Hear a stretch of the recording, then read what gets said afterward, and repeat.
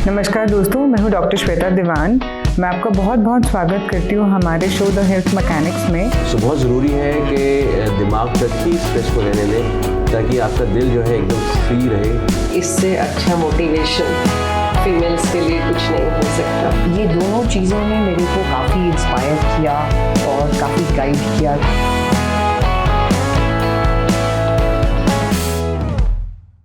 नमस्कार दोस्तों, मैं हूं डॉक्टर श्वेता दीवान। मैं आप सभी व्यूअर्स का हमारे शो द हेल्थ मैकेनिक्स में बहुत स्वागत करती हूं।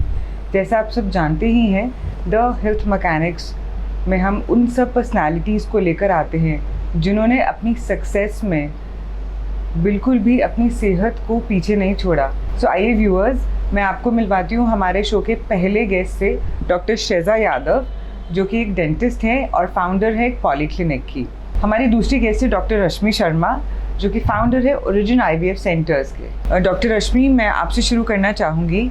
आप एक सक्सेसफुल गायनी हैं एंड आपके मन में कैसे आया कि आपको ओरिजिन का ओरिजिन करना है? आप इतनी सारी खुशियाँ बांटती हैं सबको, तो ये ओरिजिन का ओरिजिन कैसे हुआ? हमारे देश में बेसिकली देखा जाए तो पॉपुलेशन बहुत ज़्यादा है। अब हम चाइना से भी आगे निकल गए हैं, तो एक कंट्रास्ट लगता है कि यहाँ हम इनफर्टिलिटी का ट्रीटमेंट कर रहे हैं, हम क्यों पॉपुलेशन बढ़ा रहे हैं, राइट? क्योंकि जितनी ज़्यादा पॉपुलेशन है उतनी ही ज़्यादा निसंतानता की समस्या भी है, राइट?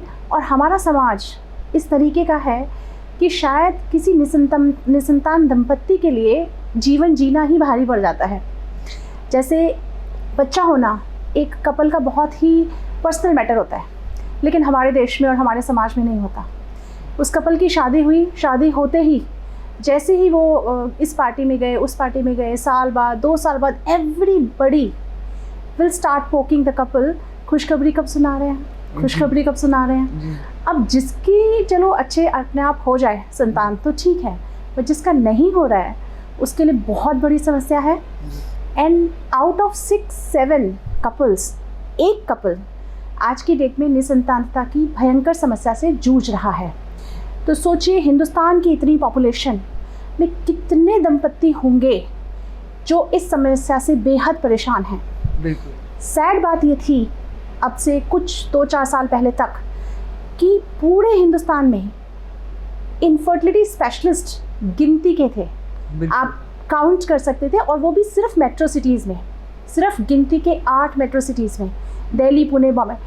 तो कहीं कोई डीप बिहार में मरीज़ बैठा है, यूपी में मरीज़ बैठा है, तो उसको मतलब पहले तो पता चले कि ऐसी कोई तकनीक है, IVF है, फिर वो वहाँ तक पहुँचे।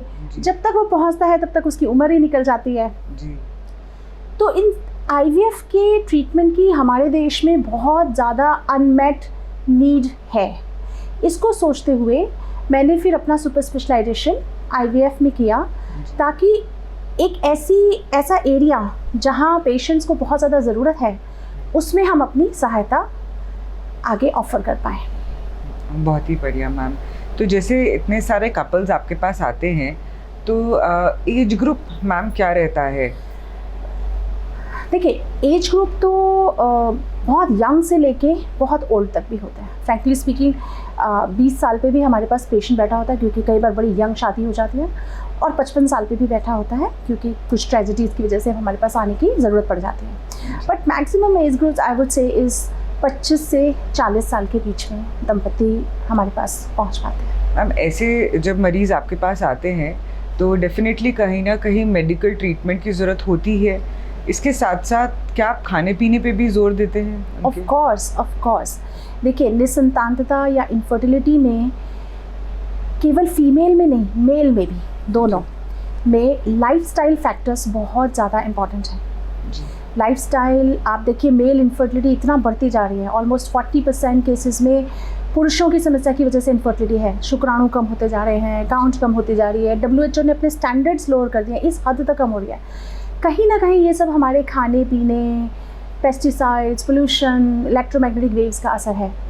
तो हमारे ट्रीटमेंट में 100% लाइफस्टाइल मॉडिफिकेशन नंबर 1 ट्रीटमेंट होता है कि हमें उनको अच्छा डाइटिशियन बताना चाहिए, डाइट प्रॉपर होना चाहिए, and exercise. This is the primary treatment to start with. मुझे लगता है डॉक्टर रश्मि, जो ये हम डाइट की बात करते हैं, हम एक लाइफस्टाइल की बात करते हैं, वो कहीं ना कहीं हमारी सोच से बहुत ज़्यादा इफ़ेक्ट होता है। आजकल जो रियल लाइफ चल रही है और रियल लाइफ डिफरेंस हो चुका है, उसके लिए आप क्या बताना चाहोगे ma'am? See that's a fact, हमारा माइंड बहुत ज़्यादा बिजी है because of constant exposure to Insta and YouTube, and patients की भी एनजाइटी लेवल्स इसलिए बहुत ज़्यादा हैं, नींद बिल्कुल ख़त्म हो चुकी होती है। बहुत सारे पेशेंट्स आके मुझे बोलते हैं कि जी मैं पूरी रात नहीं सो पाती हूँ, क्योंकि वो यूट्यूब पे पूरे टाइम इनफर्टिलिटी में ये वो सब पढ़ते रहते हैं। तो मेरा सजेशन भी उनको उसी कॉन्टेक्स्ट में होता है कि अगर हमें सोशल मीडिया इन सब से डिस्ट्रैक्शंस हो सकते हैं, तो हमारे पास because of the help of the social media meditation भी है। Absolutely. So I of course encourage them towards meditation. There is so much guided meditations available these days, such wonderful help, जिसके लिए पहले हमें किसी आश्रम में जाना पड़ता था, किसी गुरुजी के पास जाना पड़ता था, बट आजकल तो हमारे फ़ोन में उपलब्ध है। So I have given this advice to many of my patients that कान में अपना earphones लगाइए and put it on either sleep hypnosis or meditation. Wonderful. And spirituality, you know, that kind of definitely helps in reducing the stress, क्योंकि infertility में stress अगर होगा तो IVF भी successful नहीं होता, and in that case spirituality helps a lot, कि आप अपनी आधी चिंता भगवान जी पे छोड़ दीजिए जी, तो आपकी काफ़ी हद तक स्ट्रेस कम हो जाता है। और यू नो बिल्कुल। डॉक्टर शहज़ाद, जैसे कि डॉक्टर रश्मि ने हमें बताया कि कितनी होलिस्टिक अप्रोच से ट्रीटमेंट हो रहा है आईवीएफ सेंटर में मैम के, तो क्या ये जो आपने रेनबो पॉलीक्लिनिक बनाया, उसमें भी क्या सेम यही अप्रोच हम फॉलो कर रहे हैं?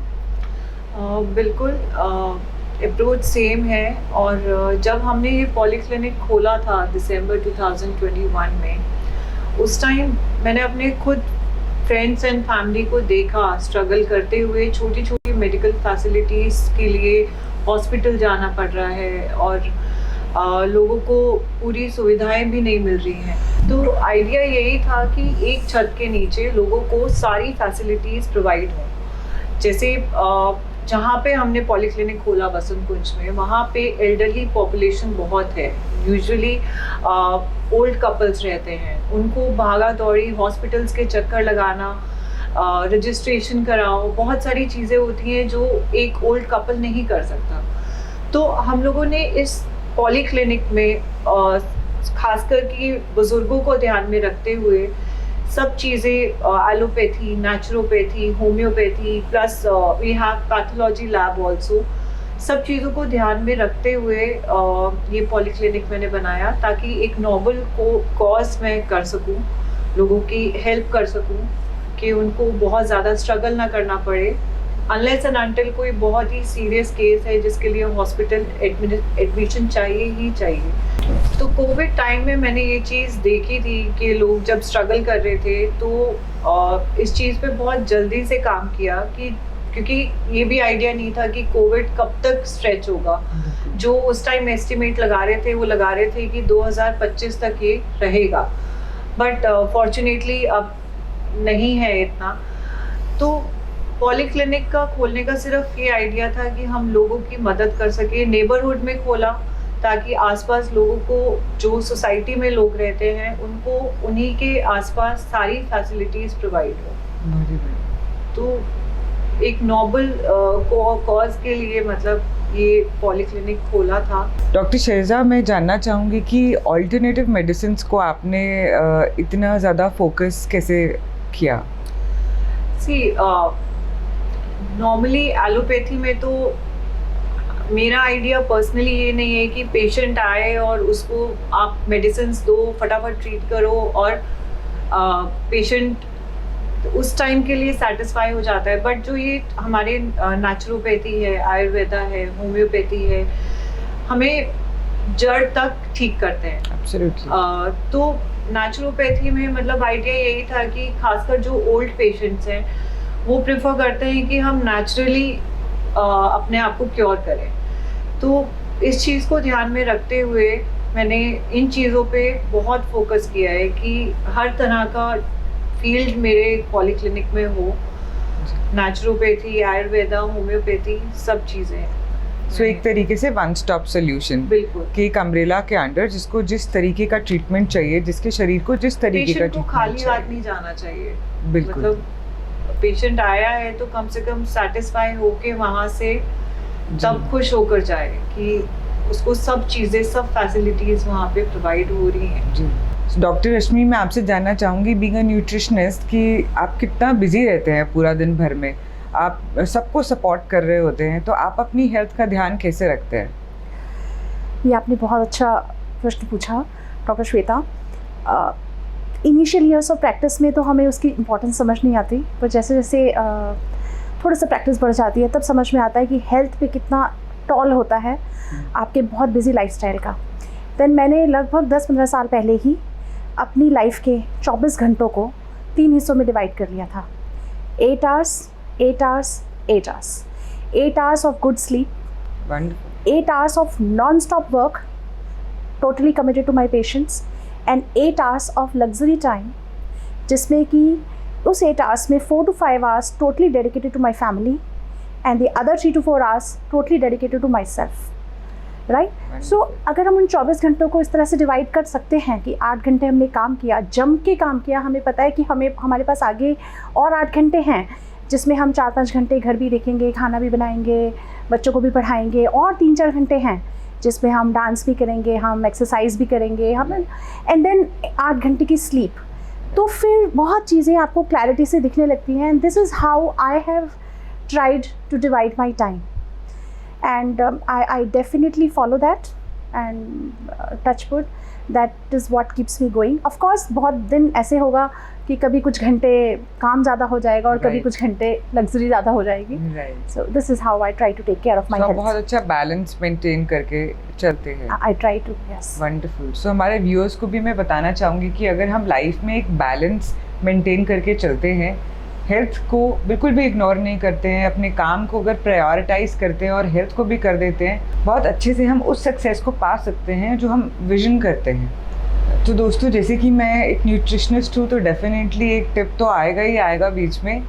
आप कुछ भी करते हैं, आप पढ़ाई करते हैं, आप जॉब कर रहे हैं, आप बिजनेस ओनर हैं, या फिर आप हाउसवाइफ हैं, वो भी एक फुल टाइम जॉब होता है। प्लीज़ मत भूलिए कि जब भी आप खाना खाएंगे 32 बार चबा के खाएंगे, आराम से बैठ के सारी चीज़ों को साइड पे रखकर ग्रेटफुलनेस के एटीट्यूड के साथ भगवान जी को बहुत थैंक यू करके 32 बार जब हम आराम से खाना खाएंगे, चबा के खाएंगे, तो ना तो आपका वज़न बढ़ेगा, ना ही कोई बीमारी आएगी, और अगर बीमारी है तो वो ठीक होने लग जाएगी। सो डॉक्टर शेजा, मैं आपसे जानना चाहूँगी, आप इतने सक्सेसफुल डॉक्टर हैं और आप एक फाउंडर भी हैं पॉलीक्लिनिक के, तो आप कैसे मैनेज कर लेते हैं दोनों को साथ साथ चलाना आगे? डॉक्टर श्वेता, इसमें मैं आपको बहुत ऑनेस्टली बताऊं, मुझे सिर्फ कंपैशन नज़र आता है, मुझे और कुछ भी नज़र नहीं आता। प्रॉफिट के बारे में मैं सोचती नहीं हूँ।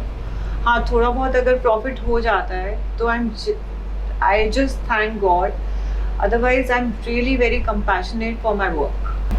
तो जब पेशेंट हमारे पास आता है या मेरे सेंटर पे पेशेंट आता है, तो आई मेक श्योर कि पेशेंट सबसे पहले कंफर्टेबल हो, एंड उसको किस तरह से, मतलब मैं उसको कैसे ठीक करके अपने सेंटर से भेजूं कि पेशेंट सेटिस्फाइड हो कि हाँ ठीक है, मेरा इलाज अच्छी जगह हुआ है, और वो सेटिस्फाई होके जाए। तो कोशिश यही रहती है कि आप सबसे पहले पेशेंट को कंफर्टेबल करके और उनको कैसे ठीक करके आप अपने सेंटर से खुश करके भेज सकते हैं। डॉक्टर रश्मि, मैं आपसे जानना चाहूँगी, IVF के लिए जब कपल्स आते हैं तो आपको किसको ज़्यादा मेंटली प्रिपेयर करना पड़ता है? ह्यूमन साइकोलॉजी बहुत फ़र्क होती है। कभी कभी वाइफ को ज़्यादा करना पड़ता है, कभी हस्बैंड को ज़्यादा करना पड़ता है, कभी कभी दोनों ही बिल्कुल प्रिपेयर्ड आते हैं। तो I mean everybody is so different, right. सबको एक तराजू पे शायद नहीं तोल सकते। सो मुझे लगता है डॉक्टर रश्मि, आपका काम जो है वो IVF सेंटर में एक साइकोलॉजिस्ट का भी है, जिसमें फुल टाइम हैंड होल्डिंग आपको देनी पड़ती होगी। Of course, psychological aspect of infertility treatment इतना ज़्यादा इम्पॉर्टेंट है कि अभी जो हमारा ART एक्ट आया है, नए लॉ के अंदर IVF सेंटर्स आ गए हैं, उसमें उन्होंने क्लिनिकल साइकोलॉजिस्ट की पोजीशन मैंडेटरी कर दी है in the IVF center, which I would say is a fantastic step from the government, because एक थर्ड पार्टी साइकोलॉजिस्ट अगर हमारे कपल को हैंड होल्ड करते हैं तो डेफिनेटली उनके ट्रीटमेंट पे बहुत फ़र्क पड़ता है। हम अपने लेवल पे मेडिकल ट्रीटमेंट के साथ साथ उनको बहुत स्ट्रेस रिलीफ करने की कोशिश करते हैं, लेकिन ऑफ कोर्स हमारी कैपेबिलिटी उतनी अच्छी नहीं हो सकती जितनी एक ट्रेंड साइकोलॉजिस्ट की हो सकती है। तो इसलिए आजकल हर IVF सेंटर पे एक साइकोलॉजिस्ट भी होते हैं जो कि पेशेंट्स के साइकोलॉजिकल एस्पेक्ट्स का ध्यान रख सकें। तो मैम आपके सेंटर पे कितनी बार आप फॉलोअप के लिए बुलाते हैं? IVF का जो ओवरऑल ट्रीटमेंट होता है वो उसमें शायद 5-6 विजिट्स लगती हैं। लगभग पीरियड के सेकंड थर्ड डे से इंजेक्शन शुरू होते हैं, लगभग 10 दिन के इंजेक्शन्स होते हैं। उस 10 दिन के इंजेक्शन में पेशेंट 3-4 बार आता है।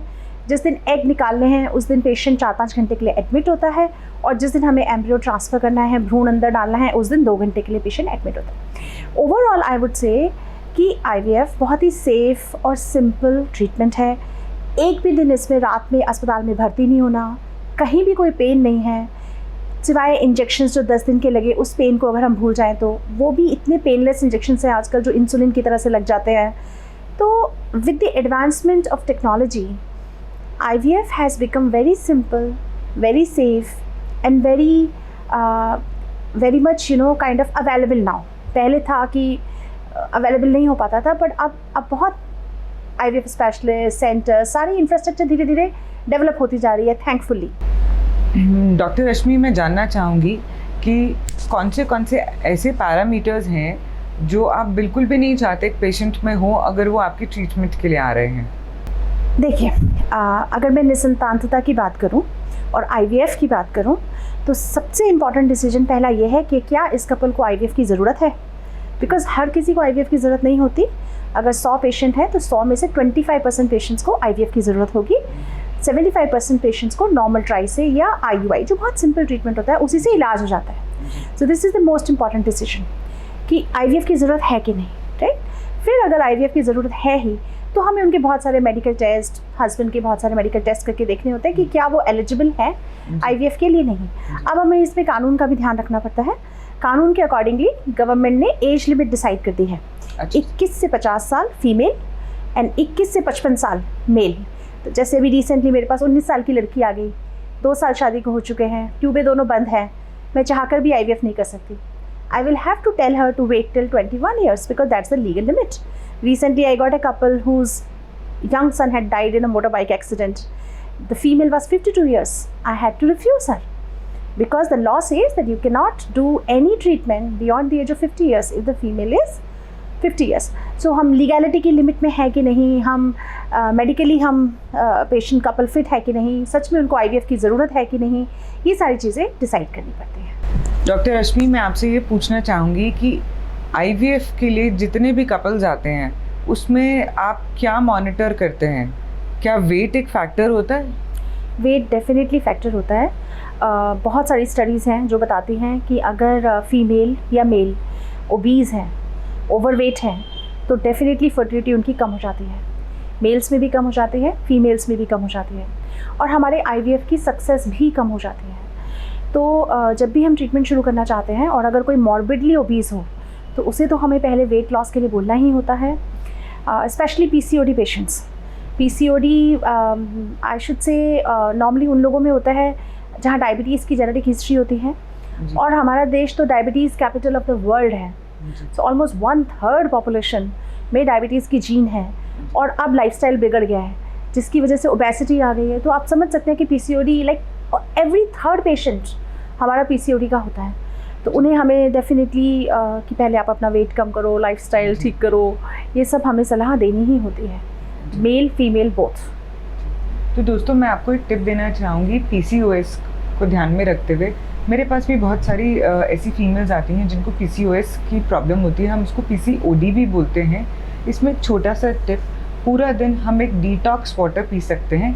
6 घंटे के लिए तुलसी को भिगो कर रखना है, चाहे आप ओवरनाइट रखिए या आप सुबह रखिए। जब हम तुलसी वाटर पूरा दिन पीते हैं तो बहुत सारे हमारे बॉडी के टॉक्सिन्स रिलीज़ होते हैं। सो ये एक छोटा सा टिप अगर आप रोज़ करेंगे, क्योंकि समर्स हैं, समर कूलर्स भी हमको पीने होते हैं, कुछ ठंडक शरीर में भी देनी होती है, और तुलसी तो इम्यूनिटी भी बढ़ाने वाली चीज़ है।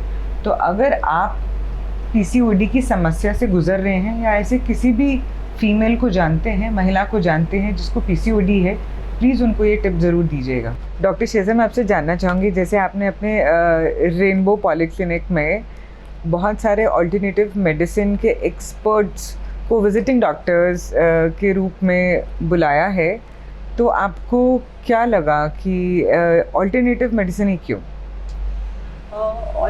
ऑल्टरनेटिव मेडिसिन इसलिए क्योंकि कोई भी आजकल आप देखते हैं कि अगर कोई ओल्ड एज पेशेंट है, इवन यंग पेशेंट्स हैं, उनको विटामिन डी की डेफिशिएंसी है, तो जॉइंट में बहुत दिक्कत है, जॉइंट पेन है या बैक पेन है या स्टिफनेस है, तो मुझे लगता है कि सबसे ज़्यादा बेस्ट क्योर उसका नेचुरोपैथी में या फिजियोथेरेपी में ही है। एलोपैथी से आप पेन तो रिलीव कर सकते हैं टेम्परेरी, बट उसका जो मेन कॉज है वो तो नहीं ट्रीट होगा। राइट। तो इसलिए मुझे लगता है कि नेचुरोपैथी और फिजियो, क्योंकि हमारे पास बहुत सारे पेशेंट्स आते हैं जिनको जॉइंट पेन होता है या माइग्रेन है, सर्वाइकल है, फ्रोज़न शोल्डर है, जो और बहुत सक्सेस रेट भी बहुत अच्छा है इसमें, नेचुरोपैथी में स्पेशली। पेशेंट बहुत खुश होके जाते हैं क्योंकि जो ट्रेनर्स हैं, खासकर जो जिम के, आजकल लोग फिटनेस में बहुत हैं जी, तो फिटनेस के होते हुए थोड़ी बहुत इंजरी या कुछ ना कुछ हो ही जाता है जी। तो उसको लोग जब ट्रीट कराने आते हैं तो उसका अच्छा सक्सेस रेट जाता है। इनफैक्ट अभी रिसेंटली एक हमारे कपिंग थेरेपी स्पेशलिस्ट हैं आई हार्ट अकेडमी से, जो हमारे क्लिनिक पर विज़िट करते हैं, उन्होंने ही एक अपना एक्सपीरियंस शेयर किया कि कपिंग आजकल हालांकि लोग अवेयर नहीं है कपिंग को लेके, अभी बहुत ज़्यादा लोगों में जागरूकता नहीं है कि कपिंग थेरेपी होता क्या है, बट उसका बेनिफिट एक पेशेंट को क्लॉट था ब्रेन में, जिसका हर डॉक्टर ने मना कर दिया था कि ये नहीं ठीक हो सकता, लेकिन उन्होंने अपने खुद सेंटर पर 15 सिटिंग्स में फायर कपिंग से उस पेशेंट को क्योर किया and he is absolutely fine. वो पेशेंट बाहर से आए थे, न्यूजीलैंड के थे, क्योंकि हमारे यहाँ पे बहुत इंटरनेशनल पेशेंट्स भी आते हैं जो ट्रीटमेंट लेते हैं। तो इस तरह से जो कपिंग है या मैं कहूँगी नेचुरल ट्रीटमेंट्स हैं, उनका आजकल बहुत स्कोप है और लोग एक्चुअल में उससे ठीक होते हैं। तो आई थिंक नेचुरली आप जितना ज़्यादा अपना ट्रीटमेंट रखेंगे उतना उसका रिज़ल्ट पेशेंट को मिलता है। थोड़ा सा टाइम लगता है उसमें, नो डाउट कि आप एलोपैथी में मेडिसिन ले लो वो एकदम से रिलीफ देता है, बट इन चीज़ों में you have to be patient, आपको थोड़ा पेशेंट होना पड़ता है और थोड़ा सा टाइम भी देना पड़ता है तभी, बट इसका रिज़ल्ट बहुत अच्छा होता है। सो डॉक्टर शेज़ा, मैं आपसे जानना चाहूँगी कि जैसे आपने बहुत ही कंफर्ट तरीके से पूरा का पूरा सिस्टम बनाया है अपने पॉलीक्लिनिक में, तो जब एक पेशेंट आते हैं तो आते ही उनका असेसमेंट होता है और फिर कैसे आगे बढ़ता है प्रोसीजर? सो डॉक्टर श्वेता, जब पेशेंट सेंटर पर आता है तो सबसे पहले तो पेशेंट की प्रॉब्लम पूछी जाती है। अब यही पेशेंट अगर मैं कहती हूँ कि हॉस्पिटल्स में जाते हैं या कहीं भी जाएंगे तो सबसे पहले उनको रजिस्ट्रेशन फॉर्म होगा या बहुत सारी फॉर्मेलिटीज़ करनी पड़ती हैं, बट यहाँ पर जब पेशेंट आ गया तो उनसे सिर्फ उनकी प्रॉब्लम पूछी जाती है कि पेशेंट को पेन है, फीवर है या कोई और उनको प्रॉब्लम है, तो उसके अकॉर्डिंगली ही हम उनको डॉक्टर को रेफ़र करते हैं कि आप इन स्पेशलिस्ट के पास जाइए और इनको दिखाइए। तो पेशेंट का कंफर्ट लेवल बहुत रहता है और सबसे बड़ी चीज़ मैं ये कहूँगी कि हमारे सेंटर पर वी मेक श्योर कि पेशेंट एक अफोर्डेबल कॉस्ट में अपना ट्रीटमेंट करा सके। कुछ ऐसा नहीं हो कि हाँ मतलब आप अगर हॉस्पिटल गए या वो गए, अगर किसी टेस्ट की रिक्वायरमेंट नहीं है तो हम पेशेंट को नहीं फोर्स करते कि आप ये टेस्ट कराइए जी। जस्ट ट्रीटमेंट लिया एंड देन पेशेंट एक्चुअल में खुश होके जाते हैं क्योंकि उनको कहीं और इधर उधर भागने की ज़रूरत नहीं पड़ती। सो मतलब आपके पास अपने पॉलीक्लिनिक में वन स्टॉप सोल्यूशन है, बिल्कुल। टेस्ट भी होगा, डायग्नोस भी होगा, ट्रीटमेंट भी होगा। बिल्कुल। जैसे डॉक्टर शेजा आप बता रहे थे कि माइक्रो सर्जरीज भी होती हैं, जी। उनके बारे में आप बताइए कुछ प्लीज। तो हम लोग अपने सेंटर पर माइक्रो सर्जरी से मेरा मतलब है कि जो भी सर्जरीज हैं अंडर लोकल एनेस्थीसिया वो हम करते हैं। क्योंकि होता क्या है कि अगर पेशेंट को सपोज बायोप्सी कराना है या सिस्ट रिमूव कराना है, आप हॉस्पिटल में जाओगे, आप रजिस्ट्रेशन कराओगे, एडमिशन लोगे, हॉस्पिटल आपको 1 दिन एडमिट रखेगा, 2 दिन एडमिट रखेगा। जबकि उसके अंदर यहाँ पर क्या होता है कि ये पेशेंट आता है, उनको अंडर एलए हमने सर्जरी की, आगे फॉलोअप के लिए अगले दिन बुला लिया एंड पेशेंट खुशी खुशी घर जाता है। प्लस जो चार्जेस होते हैं जो हॉस्पिटल में आपको एक नॉर्मल एक कॉमन मैन है वो शायद इतना अफोर्ड नहीं कर पाएगा, एक मिडिल क्लास आदमी छोटी सी सर्जरी के लिए, एक बायोप्सी के लिए या सिस्ट के लिए। तो वी मेक श्योर कि पेशेंट को एक कम बजट में सर्जरी करके उनको खुशी खुशी हम घर भेजें। तो सर्जरीज हम बहुत टाइम से करते आ रहे हैं, 1 साल से, और सक्सेस रेट भी अच्छा रहता है। और सबसे बड़ी बात, पेशेंट बहुत सेटिस्फाइड होता है कि उसको घर जाने का मौका मिल रहा है वापस। डॉक्टर शेजा, मैं जानना चाहूँगी कि रेनबो को लेकर आपका विजन क्या है? रेनबो को लेकर as I told you that I'm very compassionate about my profession and उसका विजन यही है कि हम ज़्यादा से ज़्यादा लोगों तक पहुंच सके। और नए सेंटर्स तो जैसे कि अभी हम लोगों का प्लान है कि एक और ब्रांच खोलने का रेनबो वेलनेस की जल्द ही। तो डेफिनेटली इसका आइडिया यही है कि ज़्यादा से ज़्यादा लोगों पर पहुंचकर उनको अच्छी सुविधाएं हम दें और लोगों की मदद कर सकें। एक जो पूरा आइडिया है कि एक नोबल कॉज को ध्यान में रखते हुए, स्पेशली जो हमारे ओल्ड कपल्स हैं या बहुत सारे लोग ऐसे हैं जो अकेले भी रहते हैं ओल्ड एज उसमें, तो उनको बहुत ज़्यादा इधर उधर नहीं दौड़ना पड़े, एक ही छत के नीचे उनको सब चीज़ें, सब सुविधाएं मिल जाएं।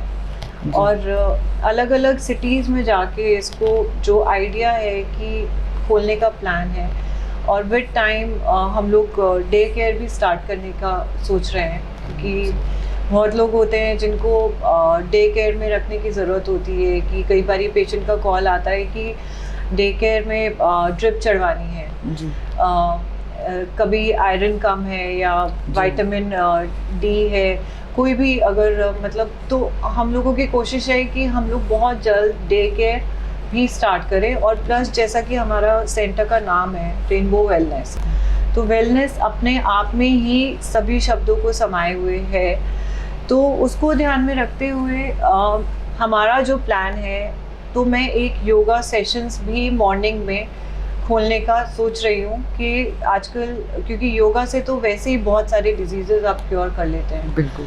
प्लस मेडिटेशन कि मॉर्निंग में 1-1.5 घंटा हम ऐसा रखें कि लोग आएँ, अपना मेडिटेशन करें, योगा थेरेपी करें एंड थोड़ा पूरा उसको ध्यान में रख के, तो ऐसा धीरे धीरे हम लोग बढ़ रहे हैं उसकी तरफ। तो मैं ये बोलूँगी कि रेनबो वेलनेस क्लिनिक एक होलिस्टिक अप्रोच के साथ बिल्कुल ओवरऑल प्रिवेंशन एंड क्योर पे काम कर रहा है मरीजों के साथ। तो दोस्तों, मैं बताना चाहूँगी कि हमारी जो फास्ट पेस वाली लाइफ है, अगर उसमें हमने अपनी हेल्थ पे ध्यान नहीं दिया तो बहुत सारी बीमारियाँ ऑटोमेटिकली हमारे शरीर में आ जाएंगी। और हम तो बोलते हैं, सभी पेशेंट्स को बोलते हैं कि डायग्नोस अगर करना है तो एक बहुत छोटी सी लाइन से हो सकता है, पेट बाहर है तो बीमारी अंदर है। हम सभी लोगों को ये बोलते हैं कि आपका जो वज़न है वो आपके मेडिकल बिल से कम होना चाहिए। तो आप देखिए, आसपास देखिए, जिसका भी वज़न ज़्यादा हो उसको एक छोटा सा टिप दीजिए कि खाना 32 बार चबा कर खाएंगे, तभी वज़न कम हो पाएगा, अदरवाइज़ नहीं हो पाएगा। सो डॉक्टर शेजा, डॉक्टर रश्मि, आपका मैं तहे दिल से धन्यवाद करती हूँ। आप समय निकाल कर हमारे व्यूअर्स के लिए आए, आपने बहुत अच्छे टिप्स दिए एंड मैं आप सब व्यूअर्स का भी बहुत धन्यवाद करती हूँ। इसी तरीके से आप हमारे साथ जुड़े रहिए। मैं अपने अगले शो में ऐसी ही कुछ पर्सनालिटीज़ लेकर आऊँगी जो अपनी सक्सेस के साथ अपनी हेल्थ को भी बिल्कुल प्रायोरिटी से आगे बढ़ाते हैं।